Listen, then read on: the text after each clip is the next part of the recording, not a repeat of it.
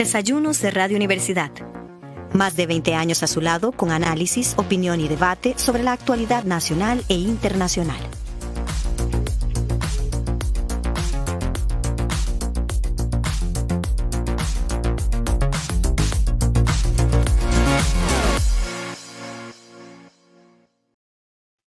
Muy buenos días, bienvenidos a Desayunos de Radio Universidad de los Viernes. Constantino Urcullo les saluda. Eugenia Aguirre no estará con nosotros el día de hoy. Sus compromisos universitarios la obligan a ir de gira el día de hoy, entonces no la vamos a tener. Es una lástima porque Eugenia conoce muy bien la Asamblea Legislativa, fue asesora legislativa y hoy nos vamos a ocupar básicamente de temas legislativos y de la relación entre poderes. Tendremos como invitado que es el jurista Federico Campos, penalista, profesor de esta universidad también. Ante todo, darles a todos los muy buenos días, a los habituales, a los ocasionales y a los queridos troles que también son hijos de Dios, ¿verdad? Que hoy creo que van a estar muy intensos porque es un programa que tiene algunas connotaciones políticas. En todo caso, yo quisiera hacer una breve revista de prensa a partir de la cual podemos empezar nuestra conversación, Federico. Y la voy a hacer a partir de la página principal de La Nación del día de hoy. Dice: agenda legislativa del gobierno fracasa por ruptura con el Congreso. Dice La Nación: niveles bajos de éxito, Estado de la Nación lo atribuye a conflictividad con los diputados, falta de estrategia, Ejecutivo no prioriza agendas multipartidistas, revela el análisis. Y en la tasa de efectividad en extraordinarias, es muy baja la tasa de don Rodrigo y Chávez, pero hay una noticia donde el presidente de la Asamblea Legislativa, y tal vez por ahí podíamos empezar, Federico, usted como penalista, dice don Rodrigo Arias, dice: Chávez caería en delito si renuncia a atribuciones, y enumera dos posibles delitos que podrían presentarse, que es el de incumplimiento de deberes y el otro es el de prevaricato.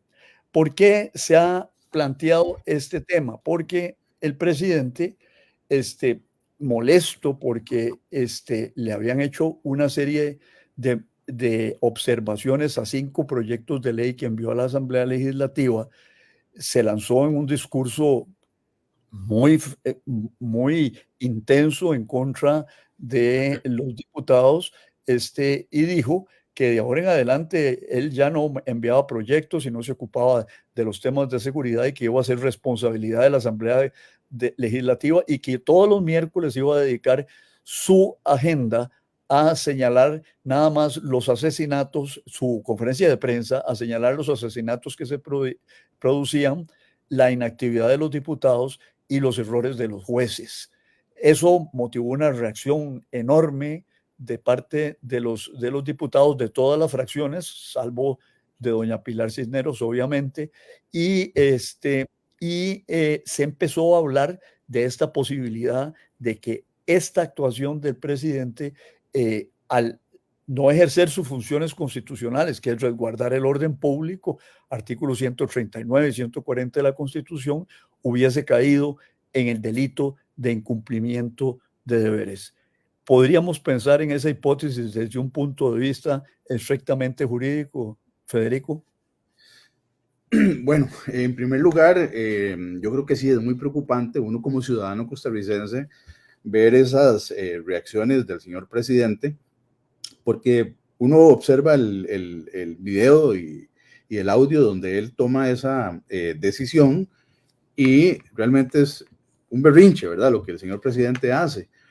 Y en un tema tan serio, siendo la situación actual de la inseguridad ciudadana y principalmente de los delitos contra la vida, tomarse ofendido el señor presidente por las observaciones que se le hayan hecho y simple y sencillamente como el chiquillo que en la plaza de fútbol antes se enojaba porque no le gustaba algo y agarraba a la abuela y se la llevaba y el partido ahí se terminaba, haciendo ese símil o esa analogía, Esto es lo que está haciendo el presidente, pero lo más grave de todo es que lo está haciendo a pesar de las obligaciones constitucionales que él juró asumir el mismo día que asumió el poder. Y obviamente son obligaciones constitucionales, no solo por las que él juró y por las que él se candidateó como, valga la redundancia, candidato presidencial, sino que obviamente está obligado a ejercerlas, así de simple, está obligado a ejercerlas. Y parte de ese ejercicio constitucional y de esos deberes es que precisamente el presidente tiene la presidencia de la República, el Poder Ejecutivo, la obligación de velar por la seguridad ciudadana y dentro de esas labores, obviamente, elaborar y enviar los proyectos de ley a la Asamblea Legislativa para que los diputados los sometan a las discusiones y a las votaciones. Entonces, desde que un presidente asume esas obligaciones y manda sus proyectos de ley, ya sabe que eso va a ser de conocimiento y de discusión en el seno legislativo, pero no puede llegar y decir simplemente porque no le gustó lo que le dijeron, no voy a retirar entonces lo que presenté y ustedes son los que ahora tienen la culpa de lo que pase de ahora en adelante. O sea, es una forma, me parece, muy irresponsable, con todo el respeto para el señor presidente, de lavarse las manos, pero me parece que también podríamos estar ahí en los linderos de un eventual delito de incumplimiento de deberes, porque, y eventualmente de prevaricato. Yo no había pensado en el prevaricato, en el incumplimiento de deberes sí, porque claramente es una decisión o una resolución o un dictamen o una expresión del presidente de la República. Habría que ver si lo va a hacer de manera formal por escrito, porque claramente es algo contrario a la ley, y no solo contrario a la ley, contrario a la Constitución política. Y está el presidente con conocimiento y voluntad renunciando a las obligaciones que él sabe que tiene y que obviamente pues nos está poniendo, nos ha dejado boquiabiertos. Yo creo que es la primera vez en la historia del país que un presidente hace esto bajo un berrinche, ¿verdad? No quiere decir que es la primera vez que se desconvoca un proyecto de ley, pero bajo las circunstancias de un berrinche y bajo las circunstancias de inseguridad y de preocupación que tiene el país por las tasas de homicidio que se han elevado irracionalmente, pues son proyectos de ley que, si bien es cierto, no vienen a dar una solución exactamente al problema, pues por lo menos se ve el interés del Poder Ejecutivo en hacer algo. Y cuando el presidente retira y simplemente dice, con mucha desfachatez, con todo respeto, pero con mucha desfachatez, no, en las conferencias de prensa voy a dedicarme nada más a repetir los números que son culpa de los jueces y culpa de los diputados, lavándose las manos de sus responsabilidades, tirándole la pelota de fuego a la Asamblea Legislativa y al Poder Judicial, que no son responsables de las obligaciones que tiene el presidente de la República, y obviamente eso nos dejó a todos totalmente paralizados, ¿verdad? Porque no es la actitud que debe tener alguien que dijo, además, me voy a comer la bronca, ¿verdad? Y no se la está comiendo, simple y sencillamente está retirando un proyecto que tenía la obligación de retirar. Ahora, yo no sé si es que los proyectos que pues tienen sus deficiencias, y eso es normal que se discuta en una comisión, por ejemplo, aunque tengo entendido, había un dictamen de aprobación en uno de los proyectos que él retiró,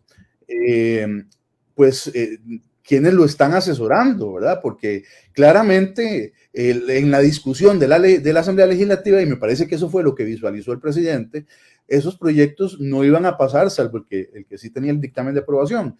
Y además, si los enviaban a la Sala Constitucional a consulta, muy probablemente ahí también iban a ser rebotados, ¿verdad? Por las deficiencias de elaboración. Entonces el presidente, en lugar de enojarse con la Asamblea Legislativa, con los diputados, tiene que enojarse con quienes lo están asesorando y haciendo mal el trabajo. Federico, ahí hay un tema que me interesa y que ya usted lo prefigura ahí en su conversación.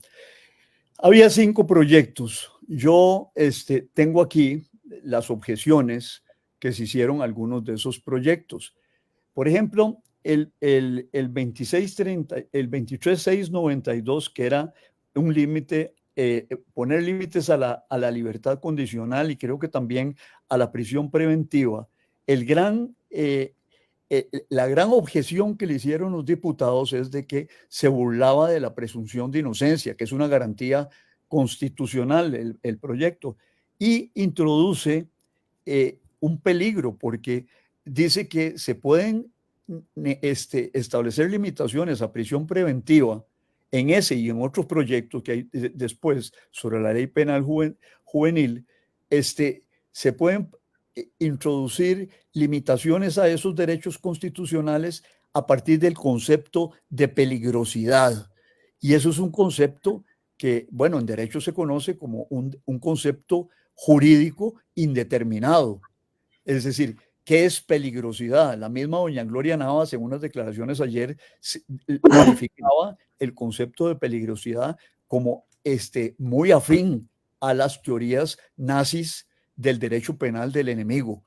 Usted ha elaborado mucho y ha escrito mucho sobre esto, sobre todo sobre ese populismo punitivista.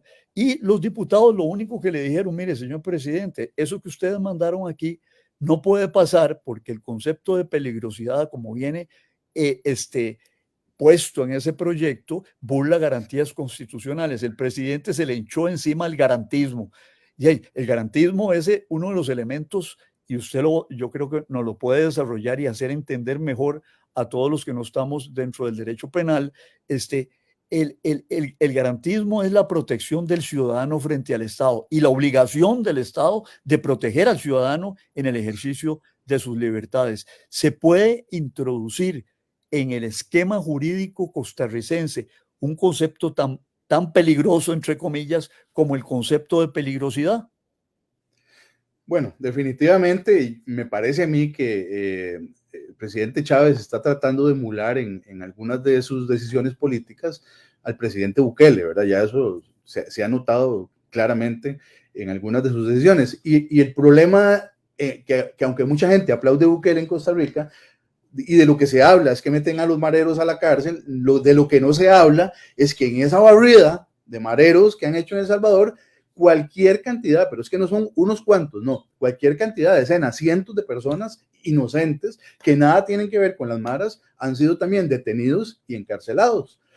Entonces, ¿qué es el asunto? Que por esos conceptos de peligrosidad, que son conceptos vacíos, son como sacos sin fondo, entonces el que tiene cara de delincuente, el que tiene un tatuaje en el brazo, ya todos esos estereotipos van encajando en esa supuesta peligrosidad, hacen que un montón de personas que nada tienen que ver con un delito, que simple y sencillamente, ¿cuántas veces no vemos a un hijo de un amigo, de un conocido, de un pariente nuestro y todo, que viste de una forma y aparente otra cosa que absolutamente nada que ver, y que puede ser un genio de electrónica del Instituto Tecnológico, del TEC de Cartago, por ejemplo, ¿verdad? Entonces, ¿qué es el asunto? Que los conceptos de peligrosidad, que son como sacos sin fondo, simplemente es, me parece que es peligroso, y ese me parece es muy subjetivo en cada una de las personas, y va a ir variando, y va a ir, obviamente, generando injusticias para no solo abrirle procesos, sino también eventualmente encarcelar a personas solo y únicamente por criterios de peligrosidad, que claramente son criterios inconstitucionales, son criterios que obviamente lesionan la presunción de inocencia, porque aunque a mucha gente no le guste, eso es simplemente una garantía para los ciudadanos de bien, que es lo que muchas veces la gente confunde y cree, y la gente critica y dice es que son los derechos de los delincuentes. No, señora, señor, no son los derechos de los delincuentes, son los derechos de los ciudadanos, para que los ciudadanos de bien no sean encarcelados, porque por más garantías, por más presunción de inocencia, si a una persona se le demuestra que cometió un delito, esa persona sí o sí va a ir a descontar una pena de prisión, pero precisamente por esas garantías que tienen que existir, tienen que defenderse y no se pueden mandar al basurero un proyecto de ley como este o los que se estaban presentando, precisamente evita que personas inocentes como usted, como yo, como todos los que están escuchando, vayan a descontar injustamente una pena de prisión por un delito que no cometieron.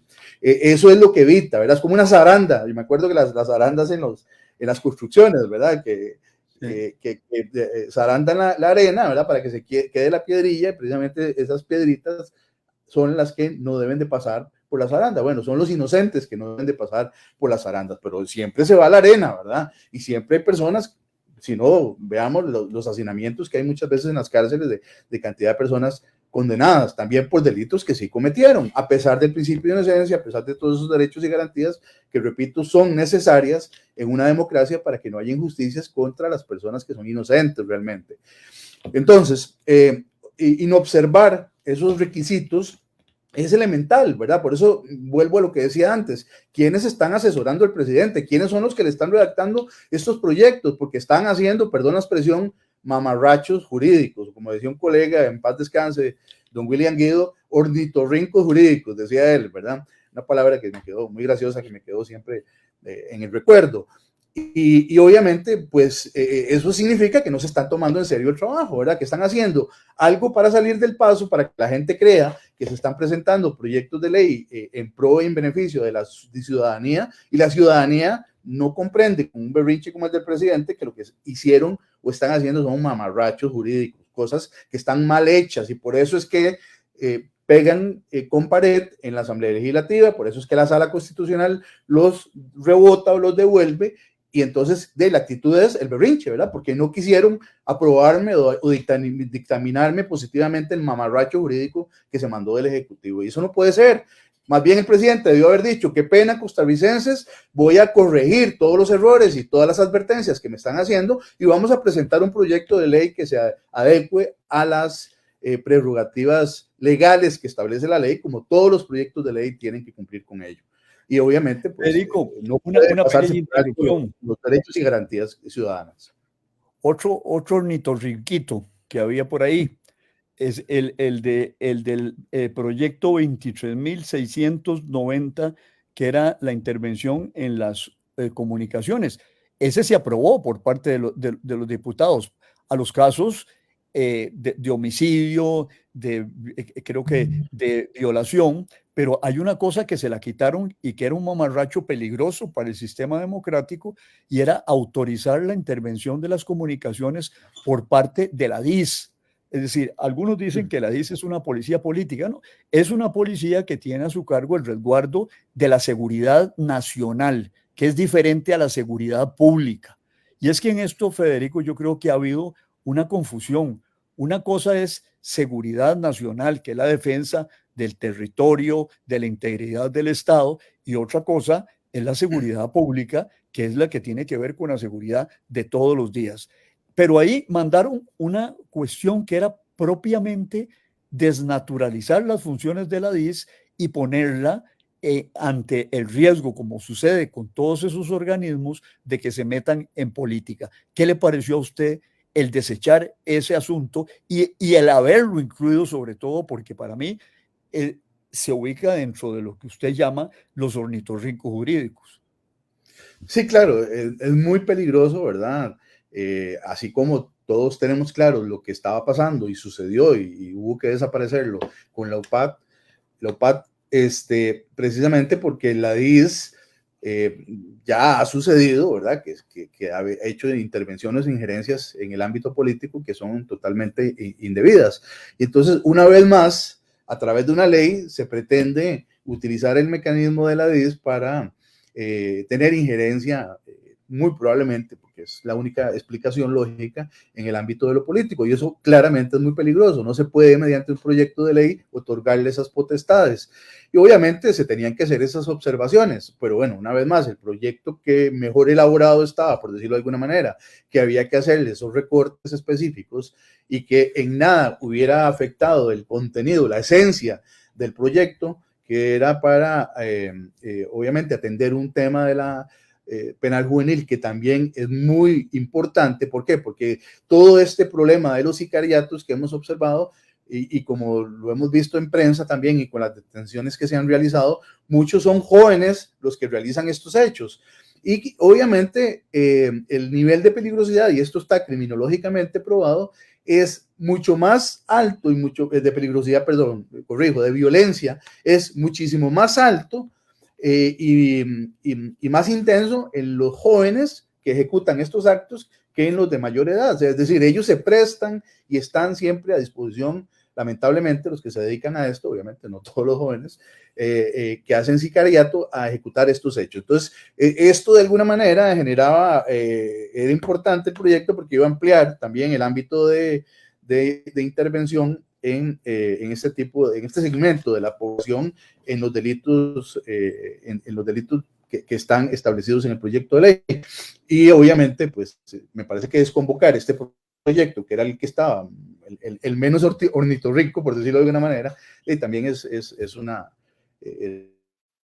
un grave error del presidente, ¿verdad? Si por lo menos hubiera desconvocado a los otros y deja uno interpreta que no se trata de simplemente un berrinche, pero claramente fue un berrinche del señor presidente que me parece que debería de ya calmarse, poner en orden esto y aceptar que se equivocó y volver a presentar los proyectos con una disculpa a la ciudadanía por la reacción que tuvo, ¿verdad? Federico, hay un tema ahí que también se había presentado, pero que lo retiró el Poder Ejecutivo, si mal no recuerdo, y fue el autorizar la extradición de costarricenses. El argumento a mí me parece pueril, es infantil. Es que hay que autorizarlo para que tengan miedo que se lo lleven a otro lado. Pero eso podría en una película de detectives admitirse de que el derecho penal se tiene que aplicar con ese criterio de infundir el miedo y el temor, pero tiene un elemento ahí paralelo que a mí me preocupa, Federico, y es el tema de que es una desconfianza en los tribunales costarricenses. De acuerdo a nuestra legislación, se puede juzgar en Costa Rica a alguien que cometió un delito afuera, ¿no es así? Sí, correcto, es así.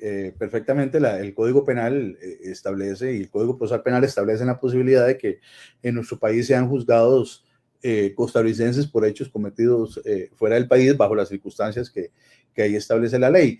Y eso pues conlleva también a la discusión si es necesario o no es necesario aprobar la extradición de costarricenses, que la gran mayoría de los países pues no tienen esa norma y no la tienen porque no es casualidad que no la tengan, ¿verdad? Se trata de que el Estado pues también acoja a sus propios costarricenses, los defienda y que no sea el mismo Estado el que los empuja y los saca o los echa fuera del país. Y esto pues claramente nos puede poner en una discusión de todo tipo, ¿verdad? Filosófica, jurídica, ética, etcétera, porque, bueno, pero es que si cometió un hecho en tal país, tiene que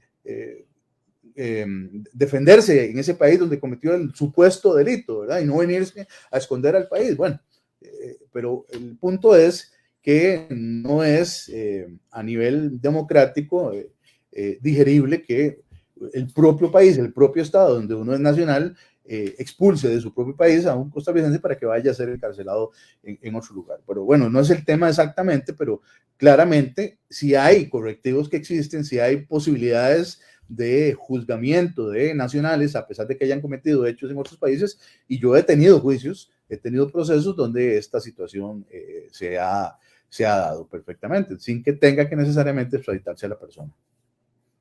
Federico, hay otro tema que dos temas que te quería consultar. Uno, yo desde la época en que hice mi tesis de Derecho y que mi director fue un director extraordinario, lamentablemente fallecido, Francisco Castillo, y era muy crítico con el concepto de medidas de seguridad. Yo sé que en el ordenamiento jurídico existen medidas de seguridad, pero veo en todos estos proyectos que tienden a meterse medidas de seguridad que no necesariamente a la hora de la aplicación de una medida de seguridad se establece el debido proceso para aplicar esa medida, sino que tienden a ser medidas un poco subjetivas, arbitrarias y algunas pienso desde la órbita de la administración penitenciaria y no impuestas por un juez. ¿Cuál es la opinión? Y lo vi en algunos de estos proyectos, pero ¿cuál es su opinión con respecto al resucitar tan intensamente el tema de las medidas de seguridad y en qué consisten esas medidas? Sí, bueno, el tema de las medidas de seguridad que no estén bajo el control judicial creo que es sumamente relevante en una democracia, porque precisamente el control judicial lo que quiere evitar es la arbitrariedad que se podría presentar a nivel interno, a nivel del Poder Ejecutivo. Y en este caso, dejarle eso y esas decisiones o esas potestades exclusivamente del Poder Ejecutivo a través de los controles que se hacen del sistema penitenciario es sumamente peligroso y sumamente riesgoso para la esencia humana de las personas que están bajo ese control. Entonces, precisamente el juez lo que hace es evitar que se vayan a cometer ese tipo de abusos, de arbitrariedades, y que pongan a las personas que están en ese dilema o en esa decisión de si se le otorga o si no se le otorga una medida de seguridad, que puede no tener controles si no se hace a través de la vía judicial, los pone en una situación que efectivamente los pone en riesgo a ellos, ¿verdad? Y obviamente esto nos lleva a la necesidad de retomar que los proyectos de ley para la competencia del juez de ejecución de la pena deberían de seguir adelante, más bien acelerarse, para que los jueces tengan una mayor amplitud, un mayor control como el que ahora no tienen, y que desde hace muchísimos años se requiere un código o una ley de ejecución de la pena para que tengan ese mayor control y que se eviten arbitrariedades e injusticias, a pesar de que sean personas que están descontando una pena de prisión, y que lamentablemente mucha gente, bueno, si están descontando una pena de prisión, que hagan con ellos lo que les da la gana. No debe ser así, todo lo contrario, ¿verdad? Son personas, son seres humanos, se supone que la pena de prisión es para que, o el fin de la pena de prisión es para que se resocialice a una persona y no para que se le maltrate y no para que se le, o que aprenda más de lo que más bien debería ir a la cárcel a desaprender, que lo llevó a cometer un delito. Y obviamente la ejecución de la pena en control de los jueces hace que precisamente se puedan cumplir con esos fines de la pena, que es la resocialización de los privados de libertad, ¿verdad? Pierden la libertad, pero no todos sus derechos. Ese es el tema. Ese es el tema, ¿verdad? Yo creo que la gente siempre, y digo la gente porque precisamente esto está destinado a la gente, este programa, precisamente la gente cree que una persona por privársele de su libertad, ya pierde su derecho a dormir bien, a comer bien, a comunicarse con sus familiares. Salud. Y tiene que sufrir, ¿verdad?, las consecuencias de su hecho, como si no fuera suficiente perder la libertad. Y eso es un tema, pues, complicado, ¿verdad? Sí, mire, le cito un caso. El dictador Bukele, un autócrata vergonzoso en esta época de la evolución del mundo democrático, tiene a 79,000 personas que solo les da 2 comidas diarias, ¿verdad? Y los tiene sin ropa y sujetos a tratamientos crueles y degradantes. Ha muerto mucha gente en esas prisiones. Ese es el gran tema.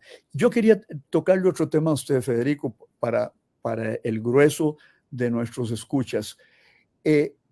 Yo recuerdo que durante mucho tiempo en Costa Rica no se había hablado del debido proceso, hasta que hubo un fallo redactado por un gran jurista, don Rodolfo Pisa Padre, sobre el debido proceso.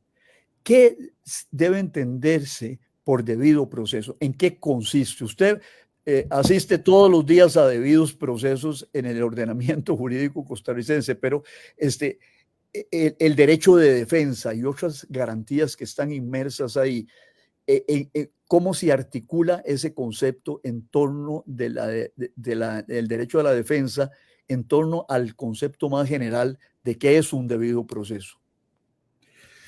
Bueno, el debido proceso, vamos a hacerlo de la manera, o decirlo de la manera más sencilla posible, en una visión antropocéntrica, ¿verdad? En una visión humanista de un Estado y de una democracia, porque nos jactamos que somos una democracia, entonces tenemos que ser consecuentes con eso de lo que nos jactamos, ¿verdad? Y no podemos pasar al autoritarismo, no podemos pasar a la violación de los derechos, tenemos que mantenernos en la línea de lo que es o significa un Estado democrático. Significa que teniendo o no perdiendo de vista nunca esa visión humana o antropocéntrica de lo que es también la aplicación del sistema judicial como reacción a la comisión de eventuales delitos, tiene que someterse a las personas a una serie de procedimientos, una serie de pasos que se deben de cumplir precisamente para garantizarle, como decíamos antes, a quienes son inocentes, que no sean eventualmente juzgados ni sentenciados injustamente. Y este debido proceso precisamente evita y logra que muchas personas que en realidad no tienen por qué soportar una eventual sanción penal, gracias al cumplimiento de ese procedimiento, que es un filtro de garantía para que estas personas inocentes no sean condenadas, No evita tampoco, a pesar del debido proceso, pero son pasos o procedimientos que se deben de cumplir, no evita tampoco que cuando haya pruebas, hechos, testimonios que cumplan con este debido proceso, hay un montón de gente que sí sea condenada y que tengan que ir a descontar su error o el hecho que cometió a una cárcel.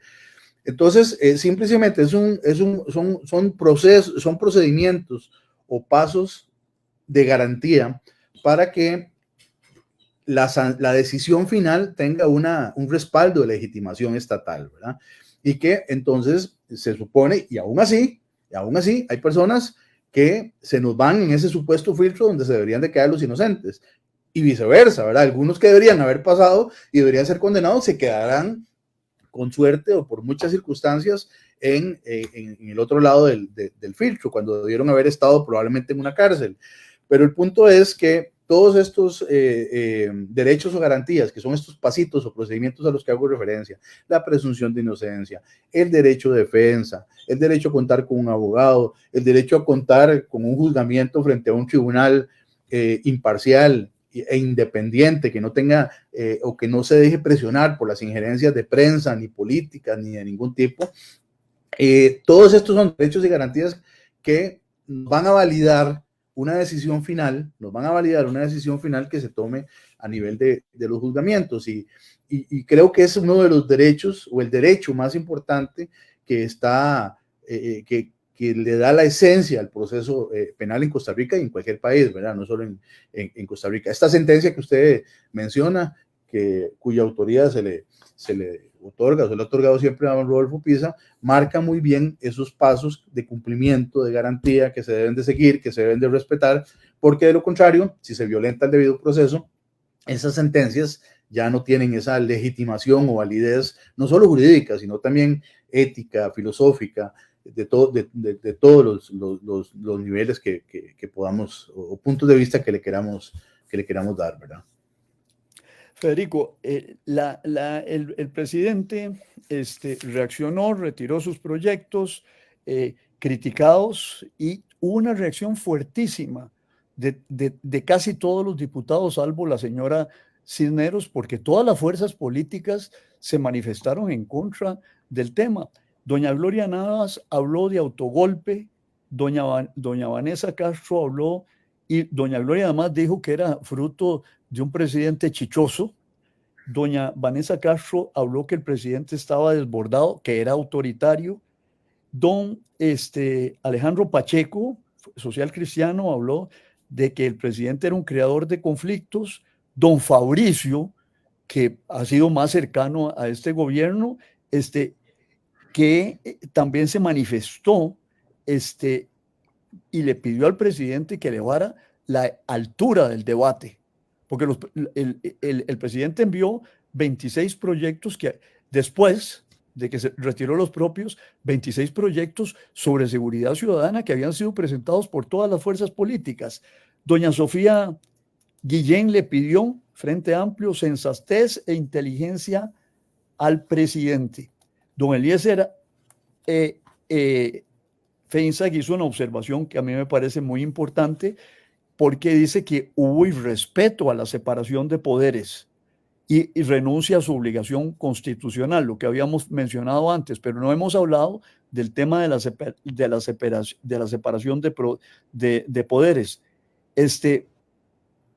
¿Qué le parece a usted este tema de la reacción de los diputados? Porque no es que los diputados no estaban haciendo nada, tenían 36 proyectos, ¿ah?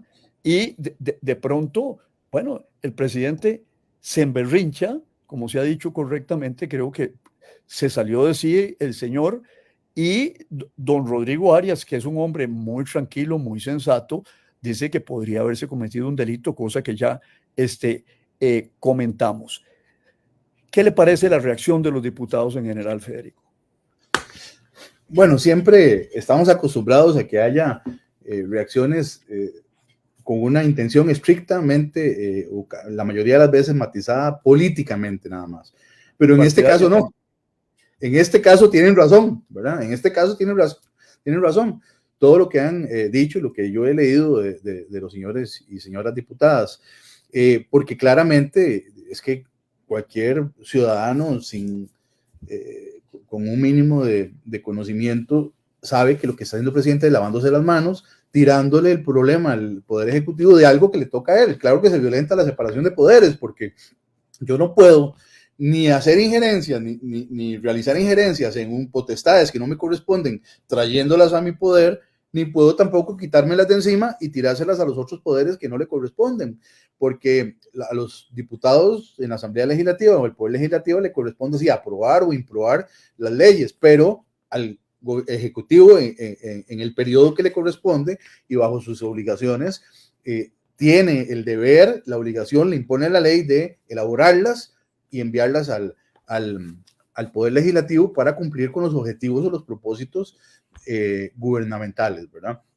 Entonces, claro, son absolutamente atinados todos los comentarios y han hecho una ilustración exacta de lo que realmente estaba sucediendo con el señor presidente, que yo esperaría, vuelvo a decirlo, que cuando bajen las aguas, cuando se le baje el enojo, pues elabore, le jale el aire a los que elaboraron esos proyectos tan mal hechos y les toque la faja y ahora sí los presente adecuadamente, y que estos mismos asesores le expliquen al señor presidente cuáles son las líneas que no se pueden pasar, cuál es ese debido proceso que se tiene que respetar, porque de lo contrario va a seguir pasando en el resto de su periodo este tipo de cosas, ¿verdad?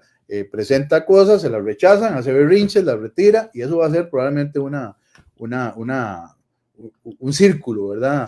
Muy vicioso y muy nocivo para el país, ¿verdad? Un último tema, ya vamos llegando al final y pronto tendremos a Fabiola la implacable haciéndonos recordatorio de eso, pero ha habido una discusión, hay mucha gente que cree que el gran tema de esto es leyes y leyes y leyes y leyes.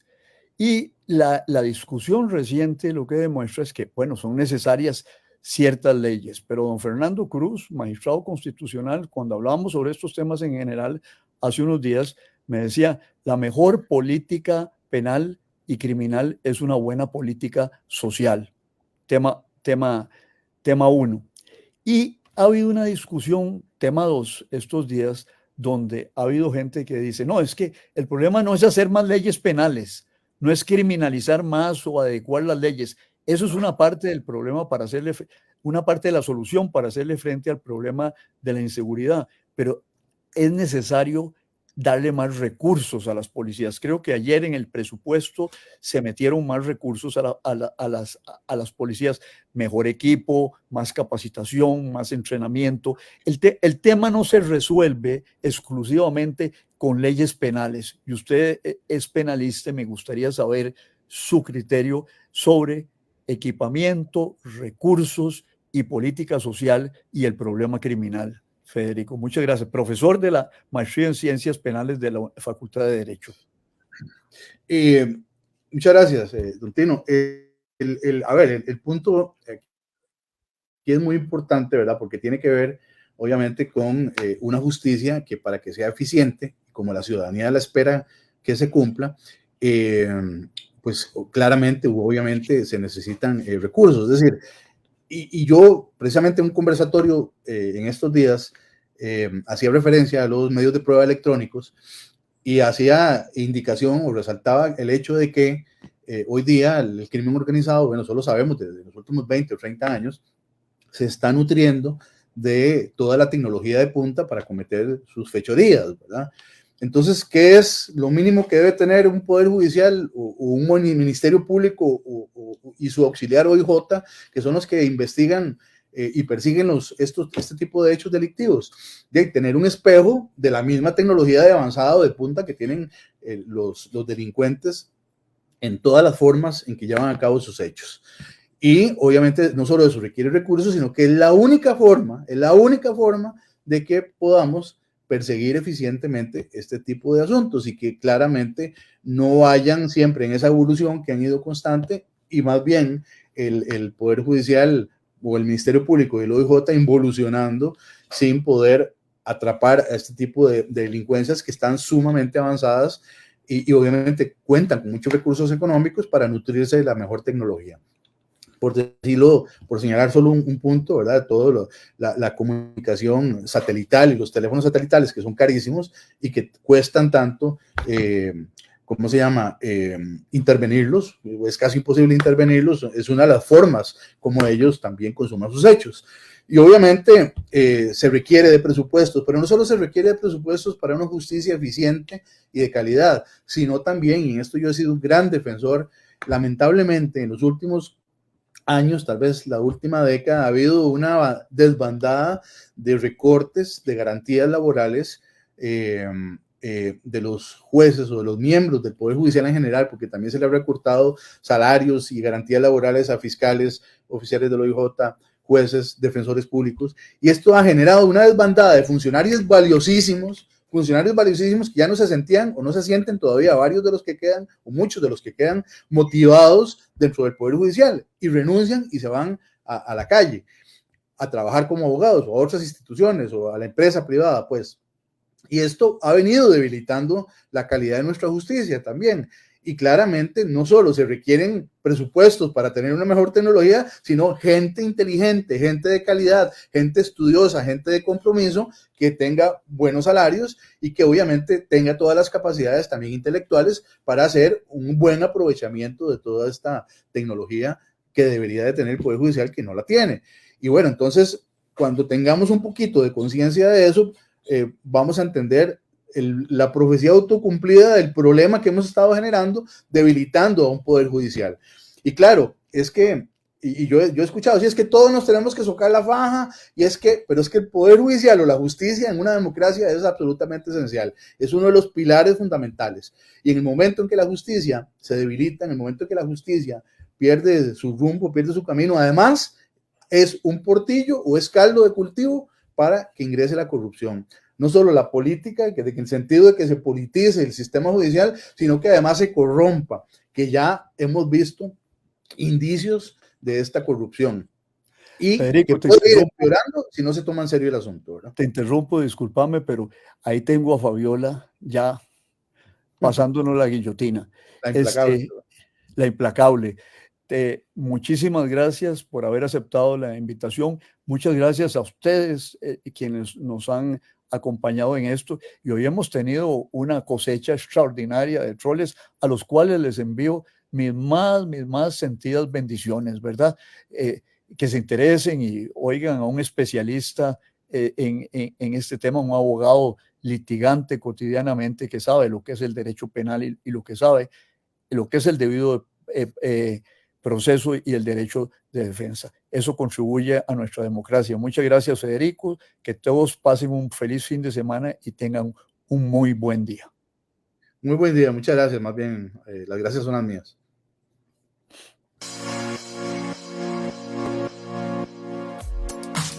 Acompáñenos en una nueva edición de Desayunos de Radio Universidad.